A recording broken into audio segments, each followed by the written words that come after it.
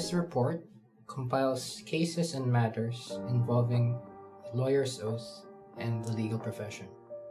It is a short report which is titled Lawyers Must Always Uphold Their Oath and the Legal Profession.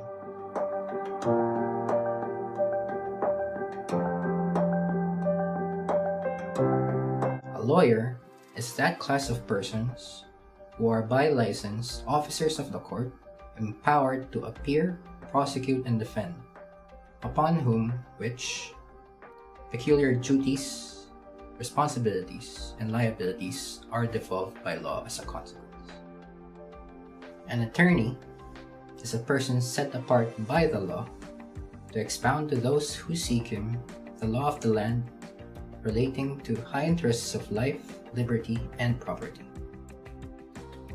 The practice of law means habitually and customarily holding oneself out to the public as a lawyer and demanding payment for such services. As a man of law, he is necessarily a leader of the community, looked up to as a model citizen. His conduct must be perforce, be par excellence, especially when he volunteers his professional services.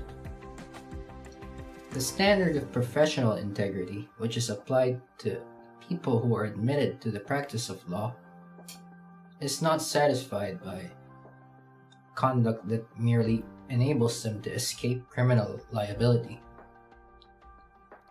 Good moral character includes at least common honesty.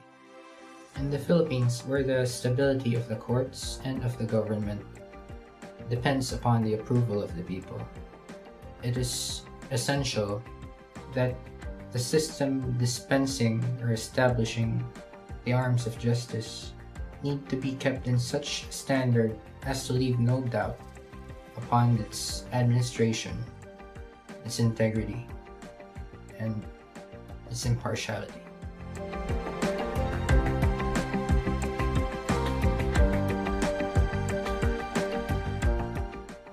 When confronted with disputes regarding the lawyer's oath and the legal profession, the legal practitioner should keep in mind to turn to the canons of professional ethics and Rule 138 of the Rules of Court, for these are the basic laws that you need to turn to in disputes of these matters. The last step before one actually becomes a lawyer or a member of the legal profession is actually reciting the lawyer's oath, and this is enunciated in Section 3, Rule 138.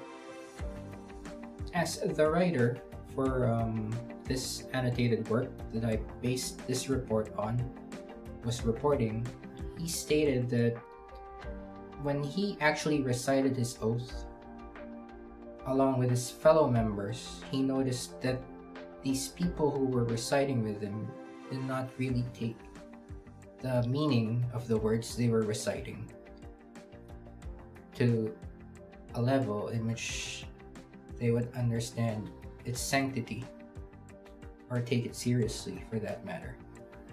It is a common pitfall in which this generally becomes the prevailing attitude of new lawyers of the profession, in which they only take the meaning seriously when they are actually confronted with situations in which they are forced to actually reflect on the meaning of their oath. Many people may not know about this, and even lawyers sometimes probably forget, but the main thing is that a ground for either the suspension or disbarment of a lawyer is breaking his oath. And this may come as a surprise, but when a person who actually thinks that a lawyer may have broken his oath, that person may file, or that party may file, a proceeding or a case against that person, which can result in either admonition, reprimand, suspension, or even disbarment of a lawyer. Thus, a lawyer should always be watchful of himself and his behavior. On to the subject case of annotation. We have the case of Pangan versus Ramos. Complainant Santa Pangan filed a complaint against attorney Junicio Ramos for apparently using another name which was different from what was inscribed in his registry under the roll of attorneys. The respondent averred that he had a right to do so because under his birth certificate, it was registered under the name Pedro Junicio Ramos, and that his father was Pedro Ramos, and that his mother was Carmela Dayo, and that Pedro T.D. Ramos, the name which he used, different from what was written in the roll of attorneys, was actually just an abbreviation of his given name and his maternal surname. As for the issue, is the respondent liable for contempt for the use of another name? Since the attorney's roll is the official register of those who are authorized to practice law, a lawyer is not authorized to use another name other than what is registered in the roll of attorneys.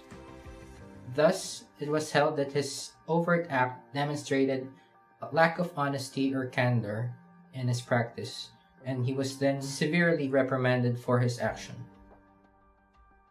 He was then also warned that a repetition of the same may merit either suspension or disbarment from the practice of law.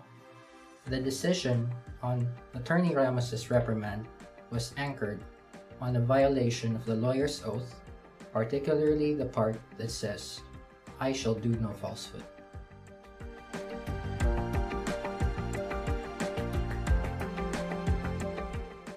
I do solemnly swear that I will maintain allegiance with the Republic of the Philippines.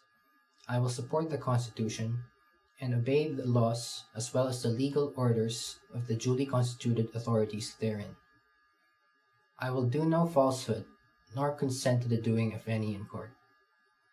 I will not wittingly or willingly promote or sue any groundless, false, or unlawful suit, or give aid nor consent to the same. I will delay no man for money or malice, and will conduct myself as a lawyer according to the best of my knowledge and discretion, with all good fidelity, as well to the courts as to my clients. And I impose upon myself these voluntary obligations, without any mental reservation or purpose of evasion, so help me God.